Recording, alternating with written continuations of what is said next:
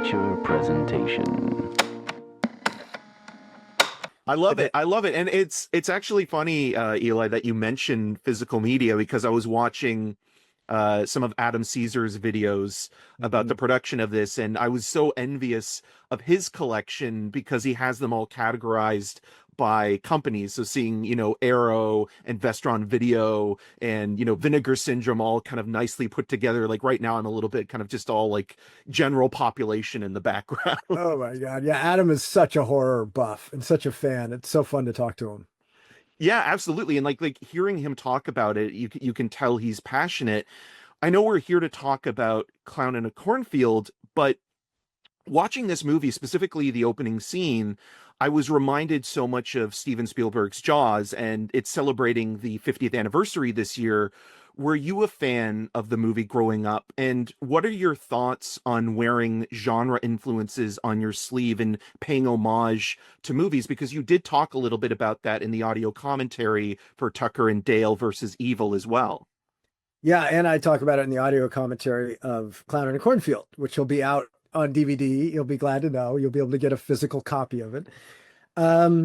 Look, I was thinking a lot of Jaws and the 50th anniversary and how much that movie affected me as a kid. And I think it really set off a wave of big, big commercial horror films, and with grounded real characters and real kills. I mean, you watch it again and you kind of are amazed how brutal it is. Yes. Like the little kid getting devoured on his floaty out in the ocean and blood just boiling up and the leg dropping. It seared into my brain forever because I saw it probably way too young. I can't remember what age, but I remember those moments. And when I thought of Clown in a Cornfield being kind of a Predator movie, and that the clown would be in the corn and stalking and moving maybe like a shark through corn, I couldn't resist paying homage in the opening to Jaws. And it just seemed like such a cool way to get into it. And like you say, wear it on its sleeve. Like I didn't want to hide that it was an homage to Jaws. There's other things in the film that are a little bit more maybe hidden, but that one, I just wanted to just go right for it. And hopefully there's something fun about seeing that. And, Yeah, well, even the tone, right? Like I feel like Jaws is a movie in terms of obviously it's beloved, but there's something underrated about how it can navigate, horror and comedy and 100%. adventure. And like obviously, the SS Indianapolis speech by Robert Shaw is one of the greatest monologues of all time. Yeah. And that's the kind of thing that I think is really hard to juggle as a director. You mentioned even the clown being a shark. Did you approach shooting the cornfield like the ocean in that sequence as well? I did. And I actually felt like I could go more into comedy because of what Jaws gave me. People don't remember Jaws as being as funny as it is. Yes. And you watch it and there's like, just coming up with one of them, but there's a lot of these moments where he's Roy Schneider is like looking through a book of sharks and he's studying the great white for the first time. And there's these grisly images of devouring boats and this and that. And his wife comes up next to him. He's, oh, let the boy play on the boat outside. It's okay. Let him, he never gets to play on it. And then she glances, he's like, oh, okay, maybe I'm being too hard on him. She glances down at the book and sees the boats being eaten and goes, Billy, get out of the boat right now. You hear? Get out of the boat. And it's funny. It's so funny. And you know what, to be honest with you, Steven Spielberg combined time and time again horror and with elements of comedy. If you watch Poltergeist, Yes. The opening sequences of that, when they first start seeing the chairs move and the Poltergeist events, and he's getting high, and there's so much humor in there. And so he's kind of given me this freedom to play with that and know that I'm still in the horror genre. Absolutely. Do you think that it's important for a horror filmmaker to have either a comedic background or a sense of humor when they're approaching material that can be dark. I was talking to David Cronenberg not too long ago, and he considers many of his films to be very funny. And then obviously you look at even someone like William Peter Blatty, who was a stand-up comedian, and people like Jordan Peele right now and Zach Yeah. Krager have had amazing success in blending those two genres together. Yeah, I loved Zach Krager saying that comedy was the hardest thing he ever did. The hardest things he ever wrote were, and comedy's hard, and I think maybe that's part of it is pacing in comedy, and it's so demanding. I don't necessarily think it's important because other directors come at it differently, but I think it helps with timing. Horror is a lot about timing, and comedy is all timing, and so they're very similar in that way. And also there's a similar just human response to it. That's sort of reptilian brain. It's comedy is just a reaction. You don't really think about it, but it gets people. And so does horror. It's very core to our nature. And so you're playing with these elements that are just core to human nature, laughter and fear.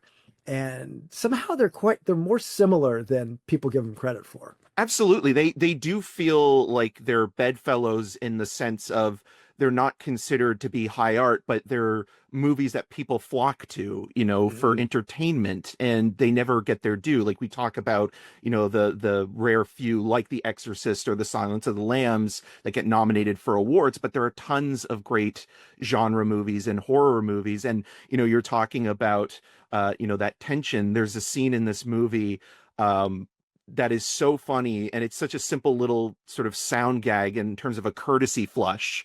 And like that moment, I feel like, kind of gets the audience going to know that, okay, there's going to be, jump scares in here, but there's also going to be moments where it's playing with you and having a good time. Are there certain cliches or tropes that you like to embrace? And are there ones that you try to avoid as a filmmaker, or ones that you don't even enjoy maybe as a film fan? Well, generally, I don't like cliches and tropes that are very specific. I think in a earlier version of this script, like I would never have like a red balloon floating through Clown in a Cornfield. You know what I mean?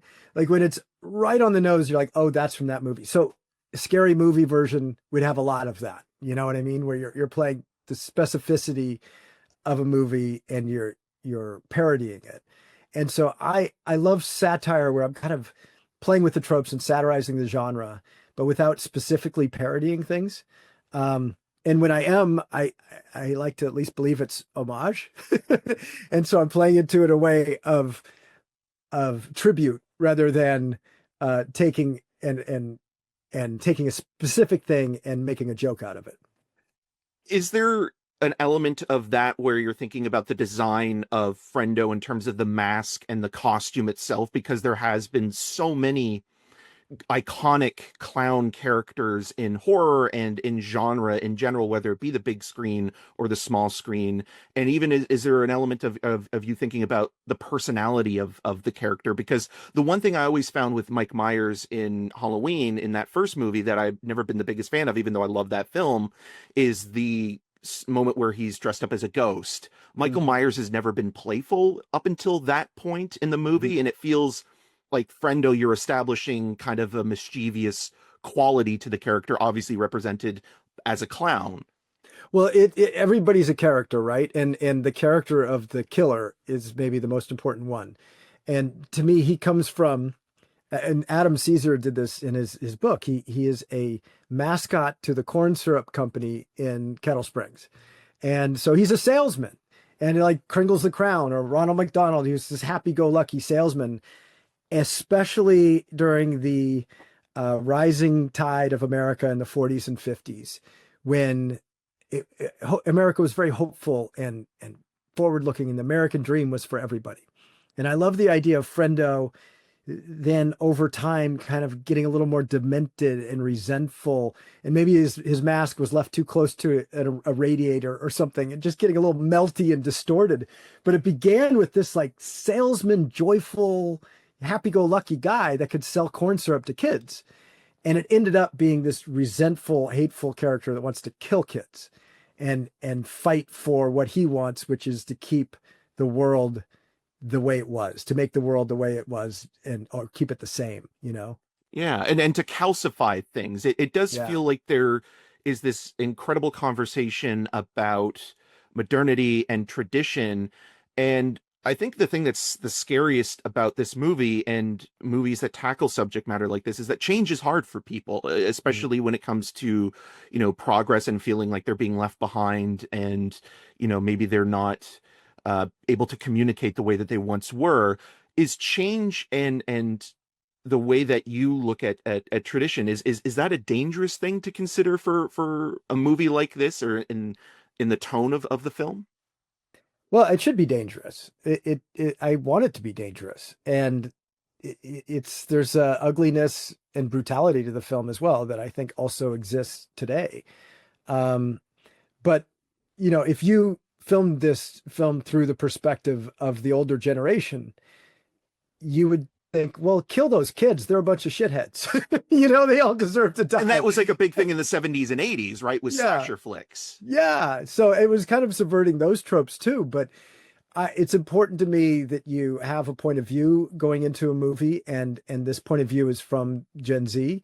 But I did want to make the kids very real and very imperfect, and some of the things they did were pretty shitty, and you could see why the town is really angry at them. But some of it is also just miscommunication and mistruths, and that just feels very relevant to today. And yeah, it's dangerous. I mean, like, I think that we live in a dangerous kind of unsettled time, and so we should have some of that in the films. Yeah. There's a landline, a phone in this that comes up later on that Quinn picks up. And you establish early in the movie that Quinn and her father, Dr. Maybrook, need Wi-Fi. And I was thinking about, again, like tradition and modernity. Is it harder to establish suspension of disbelief with using certain horror tropes in the modern era as a writer in terms of like cell phones and technology that we have, even if you're in a small Midwestern town? Well, I do try to stay away. It's a little frustrating writing something that's present day, because present day youth is on the phone all the time. And you kind of don't want to shoot a film where they're just like on their devices always. And in this case, it was such a part of the story that it feels very authentic, because the truth is kids are always filming everything. They're putting it online and engaging in social media. And sometimes that's annoying to see in a film. In this case, it becomes such a part of the story, and it gets upended in a very fun way. And so I made it work for me this time. I don't know if that was your question exactly, but No, yeah. I think it's like a fair thing to say, because like when I was watching it, I was thinking to myself, oh, like talking about cliches and tropes, there was a time where filmmakers never had to consider, a cell phone or social media or all of these things in terms of removing them and making the situation more isolated and dangerous. And Mhm. I think you have to consider that now, especially when you're taking like a throwback kind of narrative but setting it in a modern space. Did you Mhm. get the cast of actors to direct any of those YouTube videos that they were posting, or was that something that you were considering, how to direct something from the perspective of a younger generation? Well, I mean, those videos are very, very short, but it was quite fun shooting the one with Io, who plays Tucker, in the factory, because this is the one time I've ever done this in my career. But I gave him a phone. I gave him a nice iPhone, so we had really good quality, stuck it in his hand, and I told him what he was doing. And then the whole entire crew ran around the corner and hid while he filmed his own scene into his face.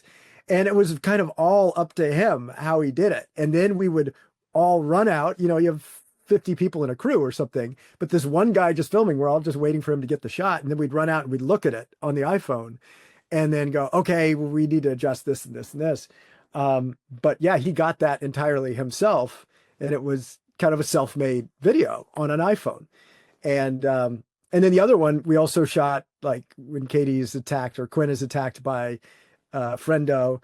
that's shot on an iPhone too, and it's played back for us. And Janet was actually shooting it during the scene that we're playing. And so it was really, I guess there was something meta even happening within the film that I was making. Yeah, absolutely. And it feels that way. And I have to wrap, but there is one more question I want to ask you because we're talking about Jaws at the beginning of this conversation. And obviously, there's a debate of whether, films are better to be seen theatrically or catching them in streaming. And I was curious to Is ask there still a debate about that? I think there is because I think there are some people that are, conditioned in this day and age to wait until something's available on streaming than seeing it theatrically. And because you've had films that have played both theatrically and, on streaming with little evil, in your opinion, how important is it to see a horror movie that also, has a cultural impact? Is that something that's important for you to go see? Not just a Clown in Cornfield, but, supporting the horror genre as a whole theatrically. Well, I think we live in such a weird time, and you go back to the pandemic when everybody was isolated, but still people are pretty isolated with their phones and in their own worlds. And we don't really have a communal experience anymore. Maybe some people go to church still, but not as many as once did. And I don't even think church, when they go there, is as communal as it once was. But one thing that is communal is the theater. And when people go through an emotional roller coaster together, especially with horror, because it brings out so much emotion in people, it's cathartic. And it can help. Good film can make you feel alive. It can help you explore what life and death means, not maybe in an intellectual level, but on an emotional level. And I love that. And you can go in there. I was saying I brought my 11-year-old to see this film for the first time in Vancouver, and I know it's bad dadding, but or great dadding. He freaking loved it. He was gripped the whole time, and every turn was a surprise to him. And he said to me afterward, "I've never felt so free. I have this incredible sense of freedom after seeing your film, Dad." And that's what I want people to feel. And to feel like, God damn, life and death is imminent. It could happen anytime. Life is short. Let's embrace what we got. And no matter how anxious we all are, or no matter how much life feels like a burden sometimes, it's a joy. And we have this one moment and live it to its fullest. Absolutely. And just to feel like you're not alone as well. And you have those thoughts and you can talk about them or watch them on the big screen. And as you said, have that cathartic experience. Eli, thank you so much for taking the time to do this. I really appreciate it. And congratulations on the film. And really love that another character named Tucker made it into one of your movies. No, it was in the book. I had to do it. His name was Tucker in the book. So otherwise I might not have, but hey, I'll keep going with it. Absolutely. Well, Eli, thank you so much. And thanks everybody. Appreciate it. Thank you, Eric. Appreciate it.